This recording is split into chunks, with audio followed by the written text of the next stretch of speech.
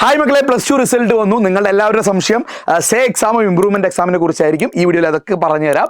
ആദ്യം തന്നെ സേ എക്സാമും ഇംപ്രൂവ്മെന്റ് എക്സാമും ഒന്ന് തന്നെയാണ് നിങ്ങൾ ആദ്യം മനസ്സിലാക്കുക. സേ എന്ന് പറയപ്പെടുന്നത് നിങ്ങളൊരു സബ്ജക്റ്റിൽ ഡി ഗ്രേഡ് വാങ്ങാണ്. അതായത് ആ സബ്ജക്റ്റിൽ നിങ്ങൾ തോറ്റു പോവുകയാണെങ്കിൽ ആ എക്സാമിന് നിങ്ങൾക്ക് സേ എന്ന് വിളിക്കാം. എന്നാൽ നിങ്ങൾ ആ സബ്ജക്റ്റ് പാസ്സായിട്ടുണ്ട്, അങ്ങനെയാണെങ്കിൽ അതിനെ ഇംപ്രൂവ്മെന്റ് എന്നാണ് പറയുക കേട്ടോ.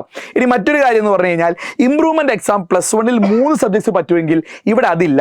ഇവിടെ എന്തേ ഉള്ളൂ, ഒരു സബ്ജക്റ്റ് മാത്രമേ ഇംപ്രൂവ് ചെയ്യാൻ പറ്റൂ.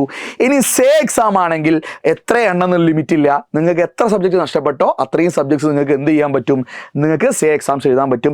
ഇനി അടുത്ത സംശയം, സേ എക്സാമും ഇംപ്രൂവ്മെന്റ് എക്സാമും ഒരുമിച്ച് എക്സാം എഴുതാൻ പറ്റുമോ? ഇല്ല. നിലവിൽ കിട്ടിയിരിക്കുന്ന അറിവ് പ്രകാരം സേ എക്സാം ഇംപ്രൂവ്മെന്റ് എക്സാം ഒരുമിച്ച് പറ്റില്ല. അതായത് നിങ്ങൾക്ക് 6 സബ്ജക്റ്റിൽ ഒരു 4 വിഷയങ്ങൾ നിങ്ങൾ പാസ്സായി, 2 വിഷയങ്ങൾ നിങ്ങൾക്ക് എന്ത് നഷ്ടപ്പെട്ടെങ്കിൽ, നിങ്ങൾ ഫെയിൽ ആയെങ്കിൽ ആ 2 സബ്ജക്റ്റ് സേ എക്സാം നിങ്ങൾക്ക് എഴുതാൻ പറ്റും. യെസ്, തീർച്ചയായിട്ടും പറ്റും.